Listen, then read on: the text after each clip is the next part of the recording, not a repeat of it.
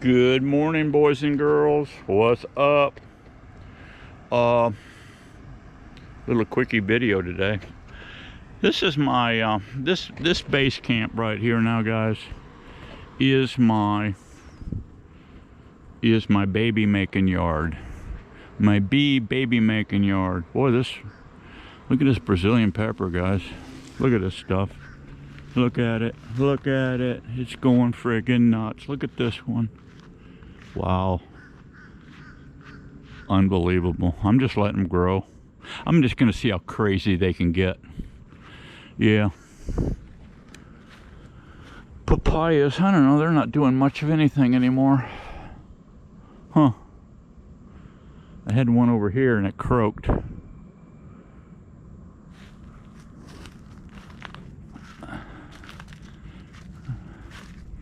Now, I didn't stay on top of my elder like I should have. Well, there is a little elder here. I should harvest this. Yeah, I really should harvest it and get a little mini crop of that.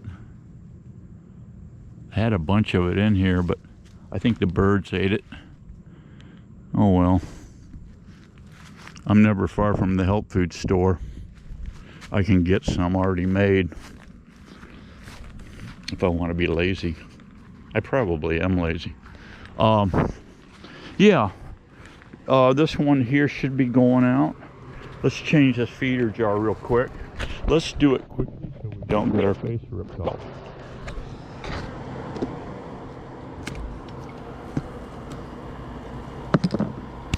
How was that? Ooh, yeah. Yeah, that's a full box of bees. Thank you, please. Ooh, they're coming in nice too. I got a little two-framer down on the end. Yeah, we're gonna see how these two-framers do. What do we got here? 2, 4, 5. 5 nukes. Yeah, 5 two-framers. And soon as the liquid gets low, as soon as this liquid gets low, I put on another jar. Oh boy, that's a nice fat one. That's a nice fatty, guys. This one's a fatty too. Yeah, I got to check 8-7. So we'll do that. I'll bring you along. These are all walkaways. All walkaways. Action. Yeah. This one was too. And what I'm doing, I'm pulling to make a walkway. I'm pulling resources from the best colonies I have. I'm not mediocre colonies.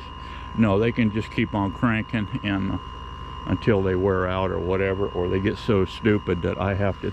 If they get like Nasty Nancy, I terminate them. Yeah, we don't want any Nasty Nancys in our world. We have enough now. We got Harrises and Nasty Nancys. That's the gods of plenty.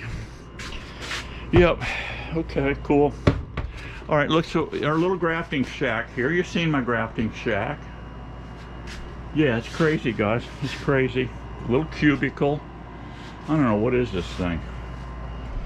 Maybe, yeah, 4 feet wide by, what is it? 8 feet long is all this little cubicle is. Really high-tech door. Right, this little deal here, and the gap here, not much. We have this foam. I use, what is this? Insulation foam board. It's very thin. What is that? I don't even think that's ½ inch. I got a piece on top. I just framed it out really quick. Knocked it out in a day. Some cheap hinges. Little cheap door I did with little gussets on the corners. You can see the gap all around it. No biggie. I put a really high-tech latch here. It's a piece of number 30 tar nylon. You can grab that little loop, pull her shut here. It's great, guys. It's great. And you know what? It really is. It's kind of foxy. The whole area is kind of foxy. I just made that up.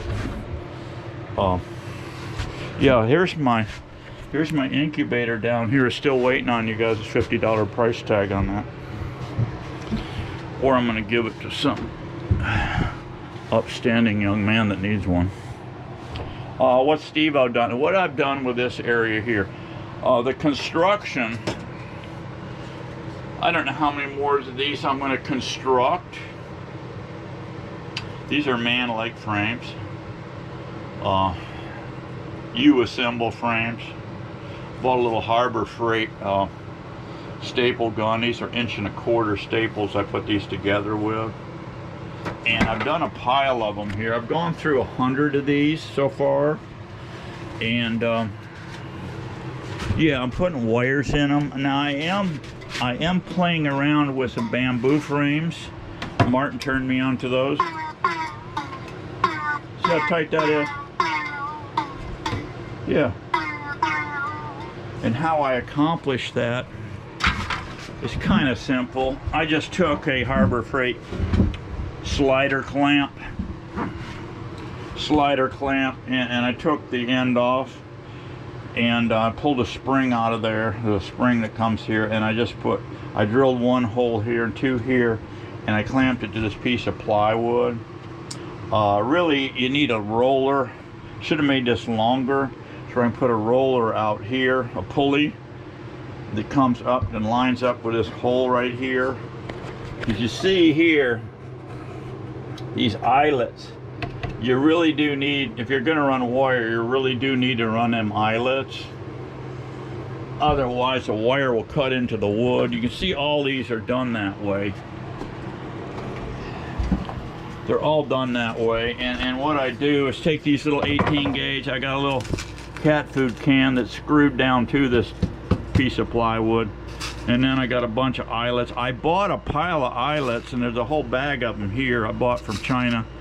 They're just junk, but these here are quality. If you get them and you want to do this, get that Dadant tool also. They sent a tool with these, and that tool sucked too. That wouldn't even fit in these. They had them designed for their own deal. So anyway, so what I'm doing here, I'm utilizing this room right here for, I'm utilizing this room here just for frame assembly and waxing. And like I say, now I don't assemble these frames in here. I have air over here to run the air stapler, and like here's a little problem child right here. You see this sticking up? This popped out when I shot this pin. I shoot one in here, but it's on an angle, and I shoot upward, and you can see what happened. It breached the top of the wood, so no biggie. Tap her down, and then look on the ends. If you see anything, nails popping out where you misaligned, pound those in. But you can see the tension on that, and the way you accomplish it, you really do have to run a tensioner on here. So you see how much bow I've got in that thing. Don't get too nuts. Actually, this one broke. I went inside and put, you can see where it cracked. The whole thing cracked in two. It was just a bad, you know, the wood, directional on the wood. It was weak and it broke. But normally you can crank this down. I got a pretty good bow on this thing. And all I got is one screw here in the center, down low, to keep it pushing this way as this cranks this way, right? So what I do is I install all of my eyelets first, then I set it down, and then I put one of these 18 gauge, I think these are 1 or 1 1/4, I don't remember, but you can see it there in relation to my, I don't have a tape measure right here, but I think that's 1 inch, 18 gauge, and I put one here and one down here to where I wrap it. And you can see what I did here.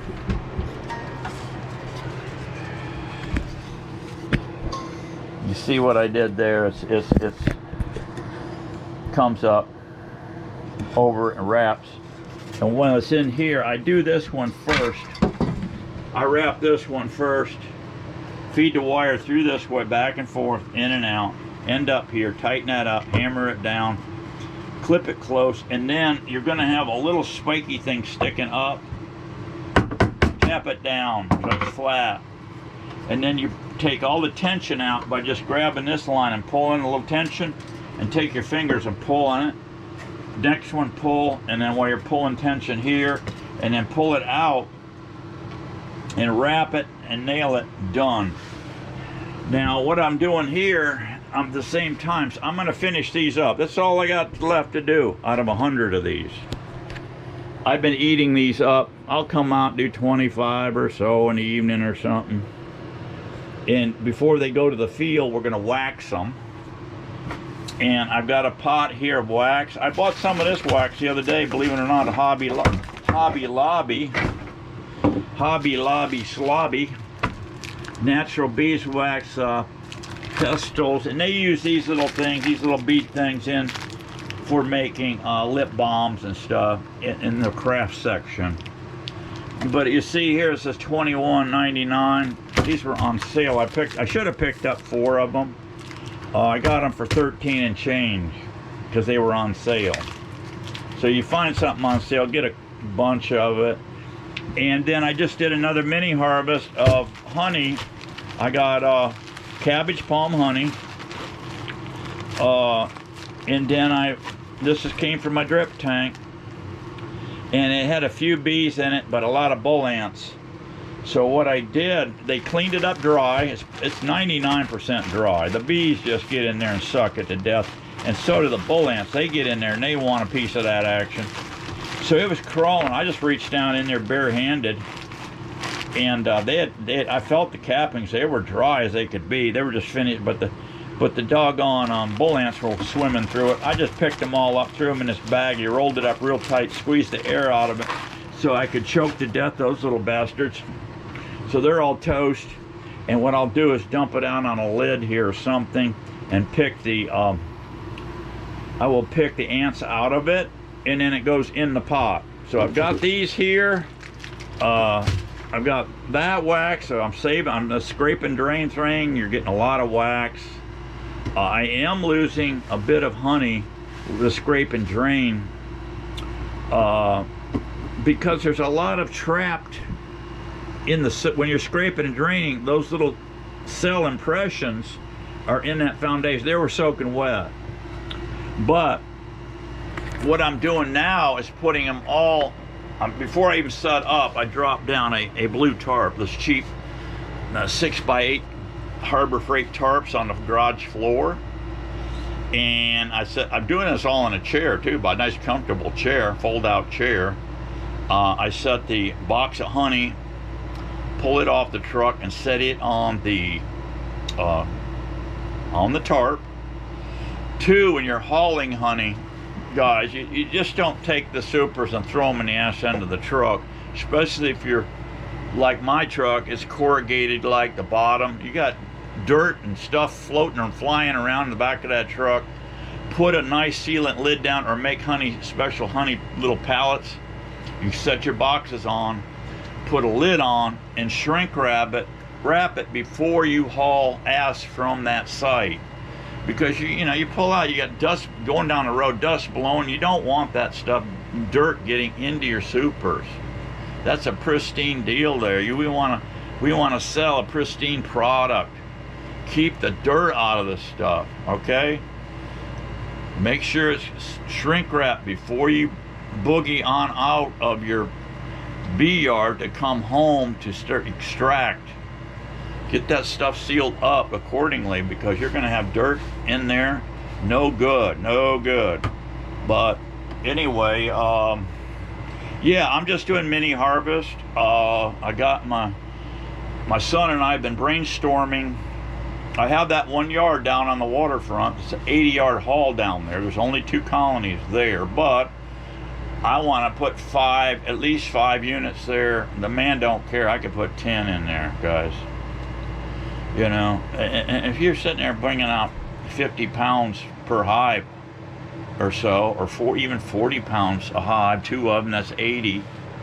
And I could double stack them. You put them on a hand truck and then tote that turn the hand trucker around Chinaman style and pull it up the hill. It's getting a little bit industrial strength, okay? I can do it, but why? Why kill ourselves, right? Let's do things smart.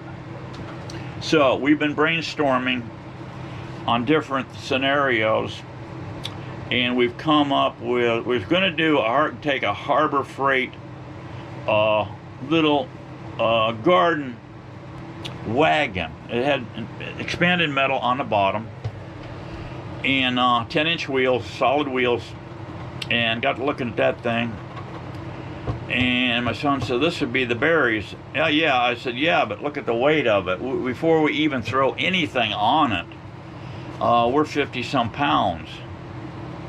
I've got to literally grab this thing and pick it up and put it on the ass end of my tailgate.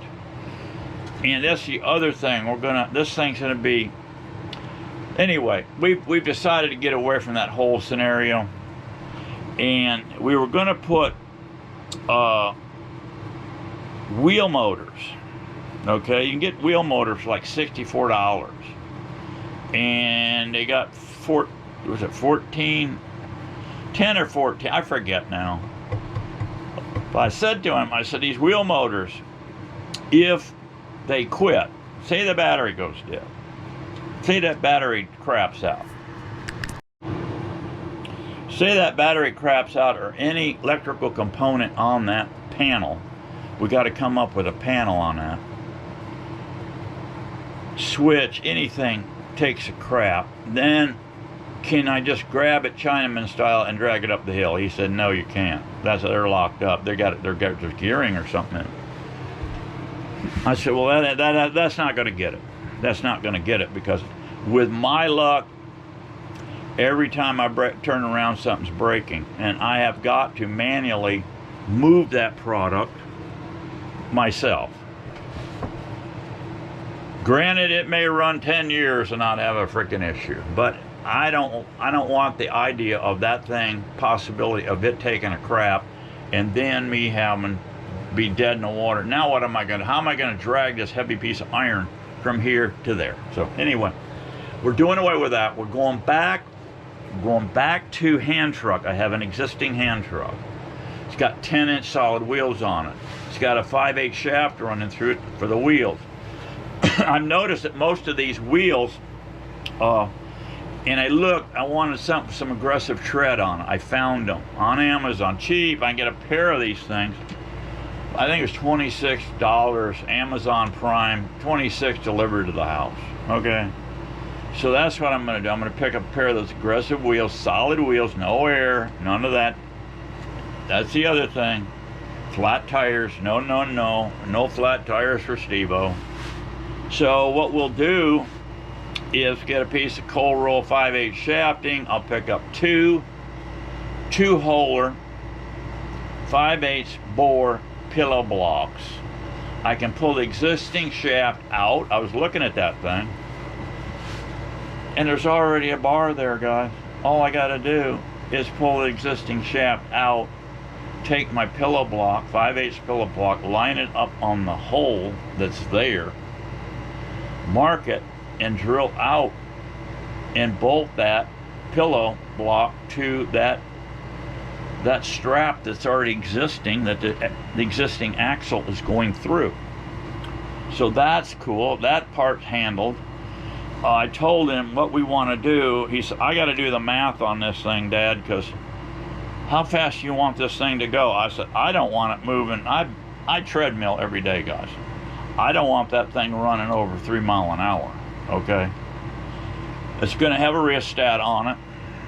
He said, but the problem with those is he said, what we have to do is get the gearing correct, and I can do the math, and we'll get the gearing correct, what size pulley to go on the live shaft, axle shaft, and what size pulley to go on the motor.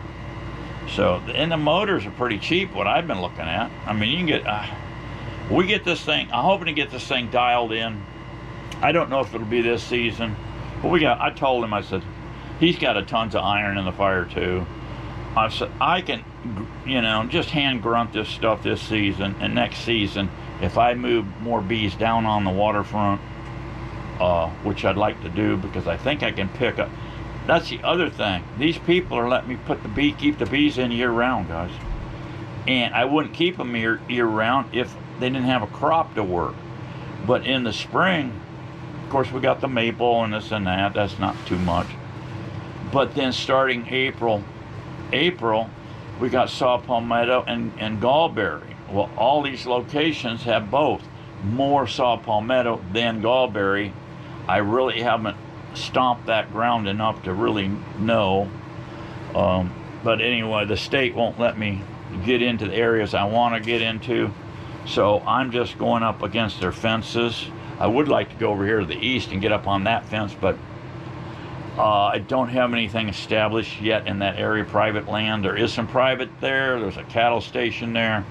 But those people have not probably just said, no, you ain't coming nowhere near this place with them bees. We have cattle here, horses here, yada yada. I get it, I understand it. But I can get bees in areas around all that livestock and protect it with fencing to where the horses and cattle won't get into my bees, okay? There won't be a conflict, but people don't get it. They just, it's easy to say no. No, no, no. Yeah. Isn't that nice?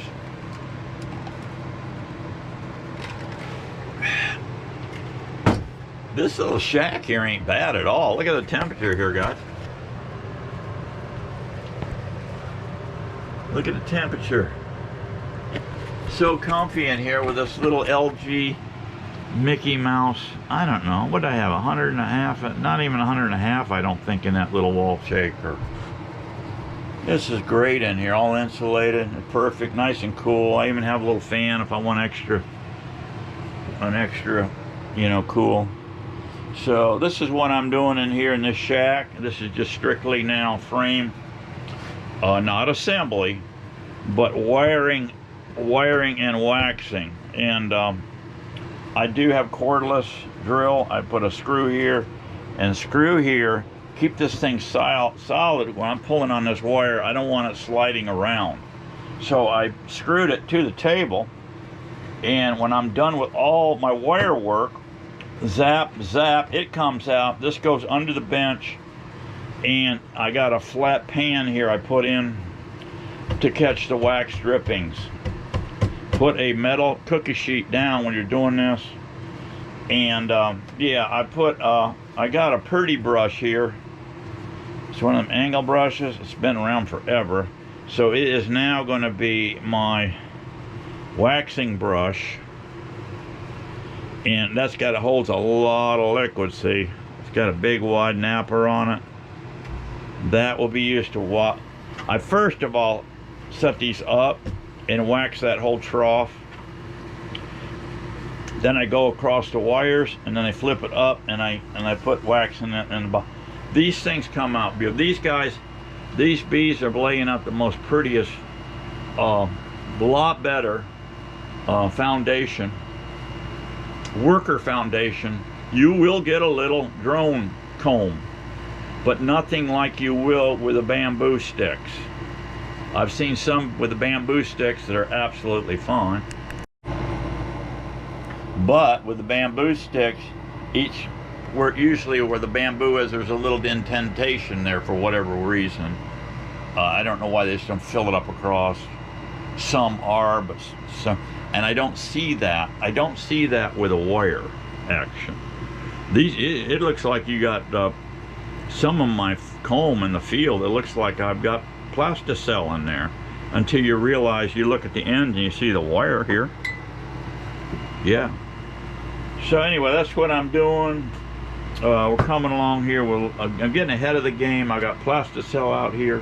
I did a bunch of plasticell clean and re-waxed, and I put it in a pile ready to put in nukes and stuff. I go back, and it was 2 months or so. Them wax moth crawled all through that.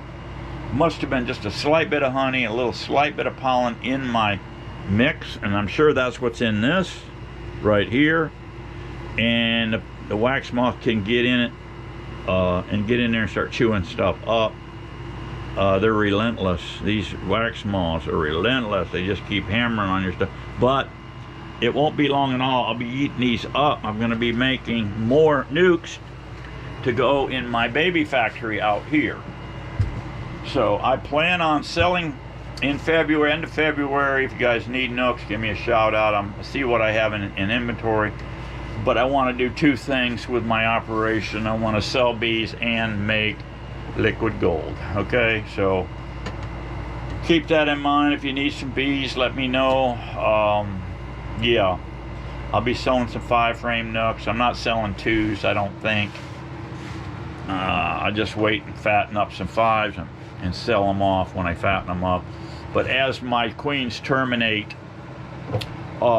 these older queens terminate, or possibly swarming, but I will be trying to slow down swarming quite a bit, because I'll be constantly robbing resources. I'll be able to go in before these honey flows and just, they're 8-frame boxes. I can grab 1 or 2 to make up 2-frame nooks and still make a crop of honey. So I want to just constantly be making more. And these bees out here, guys, I'm full feeding them. The ones in the field, I'm going to be leaving just like I always did before. I always leave honey on them, steal what I can, and after a while you get a feel for, well, I need to leave so much for them for the winter. I may underestimate it, but you keep an eye on your bees. Swing by once a week. And I know it's hard to do if you're in Michigan. You got snow flying and you got everything insulated, covered up, and all that action. I get it. But in that scenario, just make sure you got plenty of honey on that hive before you seal it up for the winter. Yeah, otherwise there you will be starved out. But here in Florida, it's nice. I can come in year-round, basically. Play peekaboo once a week. If they're looking weak, I can instantly go down, check their resources. If they got plenty of sealed honey in there, we're good to go. And keep an eye on your varroa mite counts. A lot of guys don't. They just say, let her rip. I know some commercial guys that say, let her rip. How many you lose? A third of them. Wow, really? Yeah, lose about a third of them. So, of course, they're grafting. They're making up more and more constantly, and they just replace them as they crap out. I don't like that scenario myself. But to each his own. Yeah. I know nature's been doing her thing for millions of years, okay? But these Italian Carnolians and such, they ain't been around as long as these Africanized bees. And these Africanized bees have been dealing with varroa mites forever, and hive beetles. That's why they call them African hive beetles. And the varroa mites started there, and then I think we had a biological terrorism trick here in the U.S. and they said they come in the 80s, but I think they were here a little bit before that, all these varroas and these hive beetles. But I could be wrong. But we've been dealing with this since the 80s. So it is what it is, but we just have to work with it. I see so many guys buy bees from me, and this one and that one. Year later, how you doing? Well, they all died. Oh, what did they die of? I don't know. It could have been varroa, it could have been hive beetles, it could have been a wax moth, it could have been a virus, it could have been, how about starving out? Well, yeah, it could have been starving out. Well, if all that's going on, guys, you're not keeping an eye on your bees. Pop that lid. Pop that lid once a week. How long does that take? Walk around, fire up a smoker and give it a crack it. Pump it, little smoke in, pop it. Look, if you see hive beetles running all over the place in that thing, get you at least, if on a minimum, drop 1 trap, hive beetle trap in there. You can play any game you want to play. There's a lot of games you can play. These Swiffer sheets. Oh my God, is that swift? Yeah, it traps them. To me, Swiffer sheets, no, not for Steve-O. Those sloppy ass oil traps. Oh yeah. Put oil in there, slop that all over. Once you slop that on bees' wings, that's about it for them. And then dumping a bunch of diatomaceous earth down in them slots. There's another one. Yeah, does it kill some beetles? Sure does. They fall in there, get dustied up, and then they try to lick their legs off, and they end up grabbing their throat and falling over with a heart attack. I get it, but not for me. It's just preference. You take 50 beekeepers, you're going to have 50 freaking scenarios, guys. It's just the way it is. Don't let it put your liver in a quiver, guys. If you find something treatment or process or whatever you're doing in bees, and you get a system going and you like it, stay with it. We're all trying to accomplish the same thing. Make bees, make honey, keep bees alive. Okay, that's the deal. So that's our goal. So whatever works for you, get her done. Okay?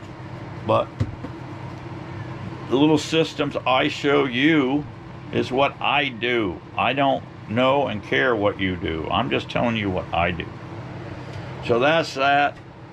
Should I show you quickly my little setup here, my little room. And remember that sign there, Steve-O 24/7. Yep. Oh, I bought a bunch of these little things. Miss Daisy God bless her. I don't know if I'll ever go through any of these. These are those little spring clips I put my veil lines through. She bought me a whole flipping sack of them. Yeah. Here's some queen catcher tubes. Probably will never use them again. There's a bunch of, I may use some of those, cell protectors. But I don't think I'll get, who knows what I'll get. I may get some cells and totem. I've got that cooler right there. I got that cooler right there.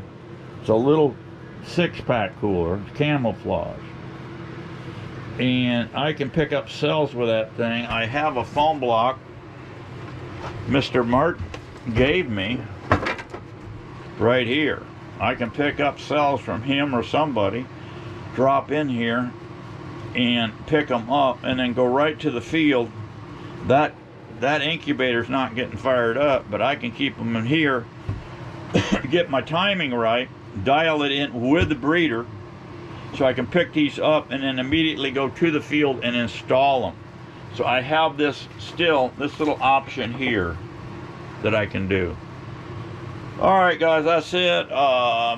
Hopefully start on that cart. That cart's gonna be nice. Because the way I'm operating, I'm slipping in bees in people's backyards. So far, knock on wood, I've only got one yard that I can't drive my truck right up to the beehive stands. The rest, I have one spot I can't get into. I have to hand cart it in. So that's why I'm coming up with this cart. The location is, oh man, it is jam up. I'm not dead sure about Saw Palmetto yet, but I know it's all in the area, and this park is big. It's got trails going through it. It's like a hardwood forest going down to the waterfront. It's just loaded with Brazilian pepper and saw palmetto. And then before I get to this place, it's all along the coast, this jungle. It is just Brazilian pepper, mangroves, cabbage palm, and it's all land that will never be, you can't really develop it. I mean, it's just a swamp bog of stuff. But you talk about a honey location. Man, is it nice. So I want to at least get, the guy don't care. He said, you can put in whatever you want. I told him the rules of the land here with this residential bees. But If nobody calls and bitches to the department, they don't care. The inspectors don't care. They say, well, you know, we're not here to break balls. We're just here to enforce the rules. And the rules are you can have 3 hives and then in your backyard, and you can go to 6 in the spring because you're splitting, right? So you can go up to 6. But I want to go over that, and you can do that and get away with it if the phone don't ring. If the phone rings, State Department's going to come in and say, you're going to downsize. Yeah, that's how it works. You're going to downsize, and that's how it works. So anyway, that's what we're going to do. Concentrate on these small yards. Leave my bees on a year-round scenario if I can. There's some spots. I got one spot. It's a move-in April, May, and I need to get my bud out June 1 and get to the waterfront. Yeah. But I'm going to have permanent hives on the waterfront. If I had 4 locations, guys, with 10 hives per state, per place, I don't need any more bees. All I got to do is raise a lot of baby replacement hives, cooking here at base camp, and feed these things. They'll get some natural stuff. They're bringing in pollen like crazy right now. I got quite a bit of stuff in this area, but it's not an area that can produce a good honey crop other than September 15th to October 15th when the pepper pops. Okay, I can make a little honey there. This area is getting fatter and fatter with Brazilian pepper every year. It's getting more and more. As the climate is warming, the pepper is moving north. It's all along the coast because it doesn't frost there. Brazilian pepper hates frost, like so many other exotic stuff. So anyway, I've got a unique scenario going on here, and hopefully it works out. First year doing it. It's just a little brain seizure I had with these business cards, putting them out, and people are accepting me. I didn't maybe get a quarter calls from what I put out, but no big deal. What I've got is I'm going to have more locations than I have bees for. And if I get to 40 colonies, that's plenty for my plate. Okay, I don't need any more. You can get really crazy in this deal. Let me tell you something, guys, about beehives. I've been doing this a long time, and I've seen a lot of divorces. And I was at one time teeter-totting on that situation. Because it's so addictive. Beekeeping is as addictive as hunter's cocaine, okay? You have to pace yourself and grow slowly. I see so many. I see the Georgia beekeeper. You guys know him. He's up here. The operation he's got, unbelievable. I see the Canadian guy. I don't need to mention his name. You know who he is. He gets canola.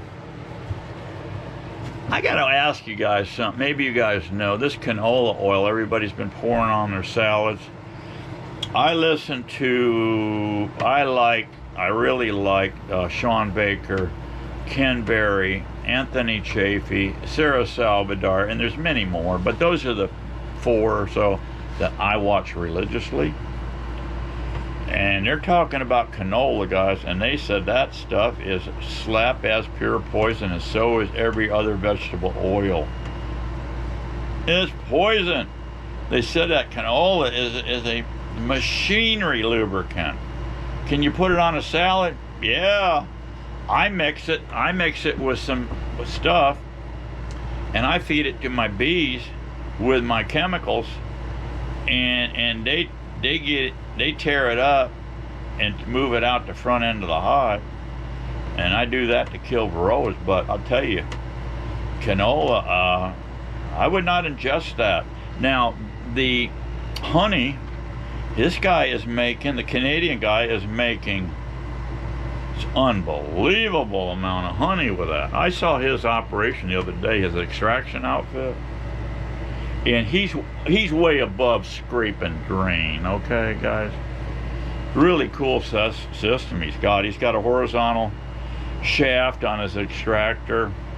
I don't know how many goes in that thing, but it's monstrous. Oh, he's got a beautiful honey house. That is really something, how he does that. He ends up at the end of the year, he takes all them hives down to a single brood nest, and he puts them in a climate controlled building for 6, 7 months or 8 months. Oh my God. And then they're in there in the spring when it's time to pull these bees out. They have no way to get out of there and fly in this building. He keeps it, I think he said, around 40 degrees in there. So it keeps the nest, and he goes there in there stacked up to the flipping ceiling, and he goes in there with his infrared thing, and he sees the heat inside the boxes. He can tell if they're alive or dead, right?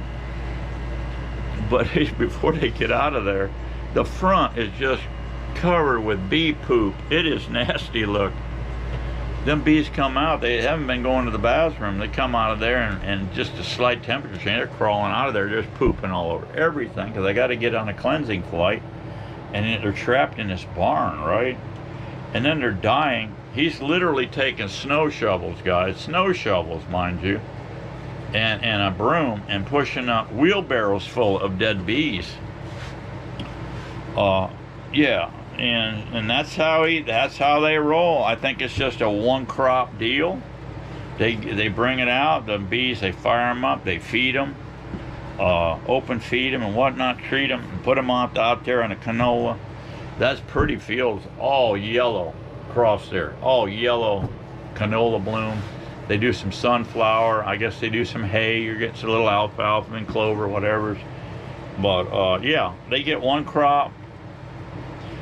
I think he said he's manipulating 15,000 boxes. Yeah. 15,000 honey supers on that operation. Quite amazing. But anyway, yeah, don't get too nuts with this. Get it as a hobby. It can climb out of control in a hurry. Keep this stuff fun. Keep it, you know, make some honey, sell some honey. But if you want to go full on, it's a headache. I mean, these guys are stressing out to the point, guys, because what happens when you get big? You gotta have forklifts. You gotta have this. You gotta have big trucks. You have to hire labor to run this. You're not gonna run it by yourself. With my little operation, I'm a one-man show, and that's where we're gonna keep it. I already tried. I was right teeter-tottering right there. Should I go full bore or just keep this as a hobby? A crazy, overloaded hobby, which I had at 200 some bucks. And so I just downsized. I built up, downsized twice. I was making too much money, guys, on the pipeline. So you got to weigh it out. Weigh it out. I don't know what you do for a living, but weigh it out. Do it on the side as a fun hobby, because I've seen a lot of guys, I know several, that ended up in divorce court. Yep. And then they ended up finally throwing in the towel and walking away from bees because it just about ruined their life. They just overloaded themselves to the point where I can't handle it anymore. I got too big. Don't do that. Don't do that. If you want to get big, just figure it out. I mean, you got to hire people, you got to have buildings, you got to have extraction equipment. You're talking up into the hundreds of thousands of dollars worth of goodies you need to do that. So keep it small. That's just my 2 cents, guys. And I got to run, guys. I got to get working here. These things ain't going to wax themselves or wire themselves. So I'll see you real soon. Be happy, be strong. We're going to keep getting it on. See ya.